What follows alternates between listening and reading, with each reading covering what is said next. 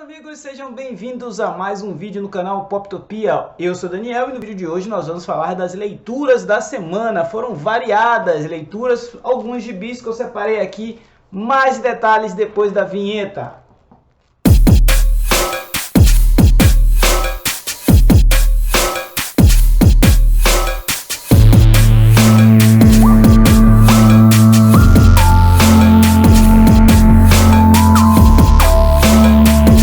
Essa foi uma semana onde eu li muito gibi do Homem-Aranha, sim, o Cabeça de Teia tá em alta aqui em casa. Eu comecei lendo aqui uma já atrasada, né? Coleção Clássica Marvel, número 14, A Grande Epopeia. É um HQ em capa cartão, vocês já conhecem lá o layout dessa coleção. Aqui a gente vai ter uma história sobre o retorno do Dr. Octopus, mas também a terrível ameaça do Duende Verde.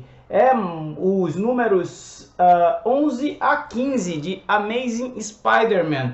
Trata-se de uma das fases assim mais divertidas de ler o Homem-Aranha, né? Aqui a gente tem o Peter Parker ainda lidando com as questões de entender a filosofia por trás de grandes poderes e grandes responsabilidades. Ele ainda tenta ter uma vida normal, mas já se vê as voltas com o J.J. Jameson, já se vê as voltas com Norman Osborn, já se vê as voltas então com o alter ego do Norman, que é o Duende Verde, e consecutivamente outro cara verde resolve aparecer nesta HQ, e eu tô falando do Incrível Hulk. Então a gente tem uma história, um arco de histórias que reservou aqui várias participações especiais. A gente tem a história como Vilões que Adoramos Odiar, Momento de Decisão e Kraven, o Caçador.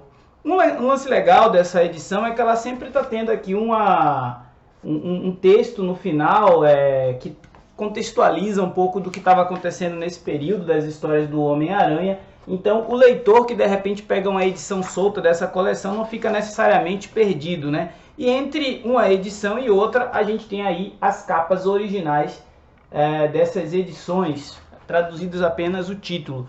Outro título do Homem-Aranha que eu li essa semana foi o Homem-Aranha História de Vida Edição Especial. Sim, uma história produzida pelo Chip Zdarsky, com arte do Mark Bagley. Trata-se de uma edição especial de capa mole em 36 páginas e que é focada em mostrar o ponto de vista do J.J. Jameson e a sua relação com o Homem-Aranha.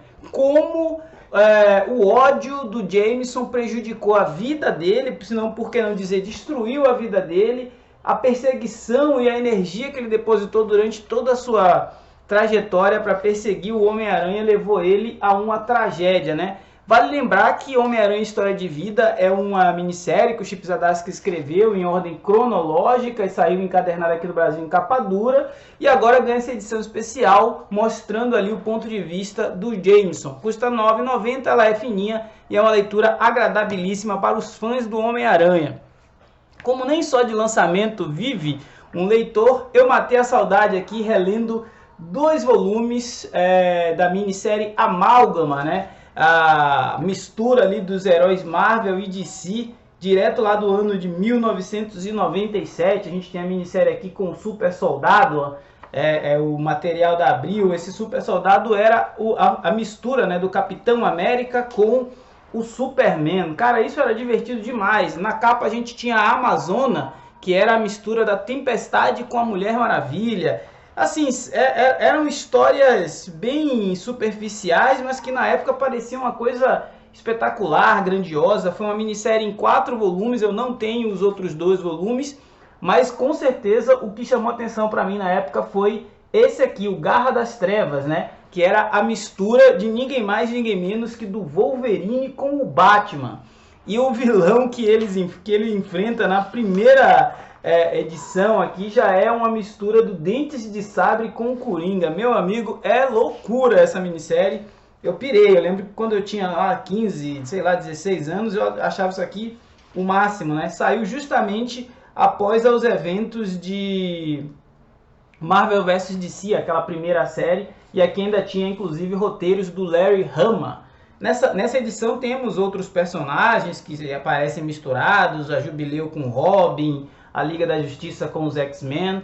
A título de curiosidade, vale muito a pena. Se você estiver procurando histórias mais densas, não é o que você vai achar, mas é muito divertido. Falando em história densa e divertida, também um material mais velho, Wolverine e Kitty Pryde. Eu li essa semana, matei demais a saudade dessa fase aqui. Isso aqui é um pouco mais antigo, isso aqui é de 1989, ó. São duas ediçõezinhas de uma minissérie que saiu pela editora Abril. Era o encadernado de luxo da época, olha só, tinha lombadinha quadrada. E mostra a trajetória da Kitty Pryde se transformando da ninfa na Lince Negra, né? Aqui a gente tem um roteiro do Chris Claremont que leva a Kitty Pryde para o Japão. Ela descobre que o pai dela está envolvido com a máfia japonesa e lá ela acaba caindo numa armadilha e sendo hipnotizada, controlada mentalmente pelo Ogun, um mestre das artes marciais sombrias e que transforma ela em uma ninja assassina. Quem parte em socorro dessa garota é nosso querido baixinho canadense, o Logan. E lá no Japão, você sabe que Wolverine no Japão é sinal de ótimas aventuras e aqui não se deixa, não é diferente. Chris Claremont leva o Wolverine ao limite em uma das histórias mais espetaculares que o Wolverine já teve. Nesse volume 2, então, a gente tem a conclusão da minissérie, o desenvolvimento, né, da tentativa de resgate do Wolverine, a recuperação da Lince Negra, da Kitty Pryde.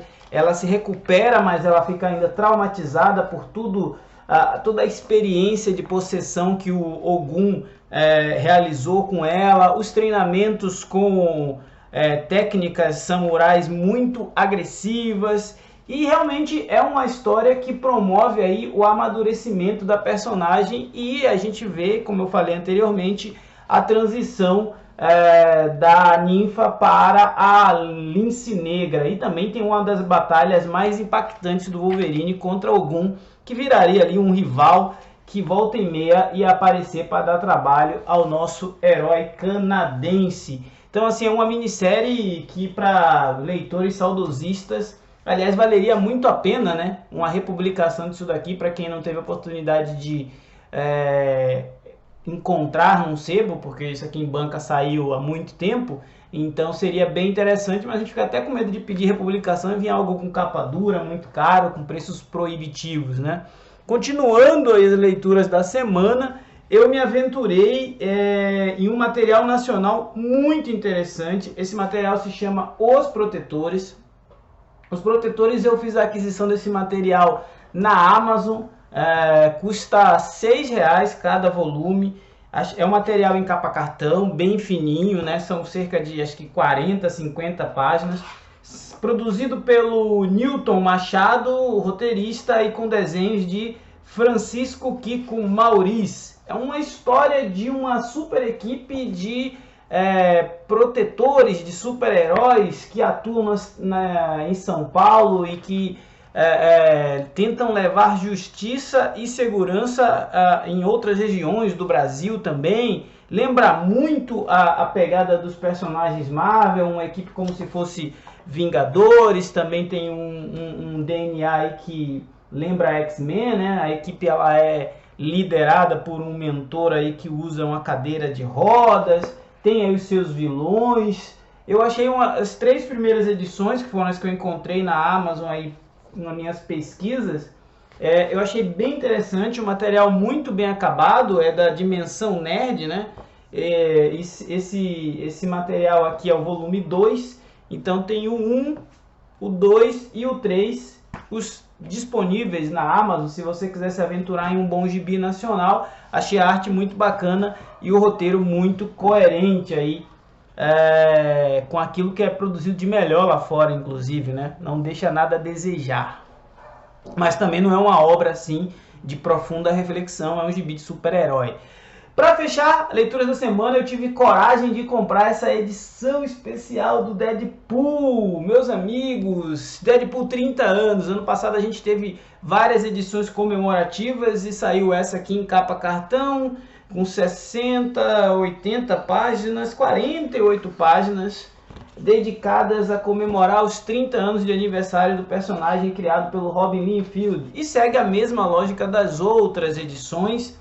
A gente tem aqui histórias curtas escritas por Joe Kelly, Scott Young, Daniel Way, Gayle Simeone e vários outros artistas que já trabalharam com o personagem, né? O Deadpool, a gente sabe que as histórias dele não são tão sérias, são mais cômicas, e aqui a gente tem a participação do Cable, do Wolverine, da Dominó, né? Tem uma participação de vários Cables de diversas épocas diferentes que eles precisam salvar ou matar o Deadpool, e isso é muito legal, cada um tem seus objetivos. A gente tem a relação dele, do Wolverine, com o jovem Wade Wilson, antes de se transformar no Deadpool. É a Marvel extrapolando aí. O Deadpool, ele é um personagem que permite muita experimentação narrativa, né? Então os roteiristas gostam muito de trabalhar com ele por conta disso. Tem aqui umas páginas finais do pai da criança, né? O Robin Liefeld, ele dedicou aí algumas páginas para produzir aí aquela que seria a sua homenagem a uma das suas criações mais famosas, né? A gente tem essa splash page aqui com um baita de um pôster do personagem lá, do mercenário Tagarela, como ele mesmo se auto-intitula. Então foi isso que eu andei lendo esta semana, né? Teve gibi nacional, teve Marvel, teve gibi antigo, né? Um pouco mais velho, teve aí os amálgamas da Marvel e da DC. Clássica Marvel. Como eu sempre digo por aqui, falar de gibi é sempre bom. Comenta aí o que você andou lendo, o que você vai ler na próxima semana. Amanhã é dia de ir nas bancas renovar o estoque de leitura. E a gente volta a se falar. Forte abraço e até a próxima. Se não for inscrito, se inscreva, ajude o canal a continuar crescendo e ganhando relevância nesta plataforma.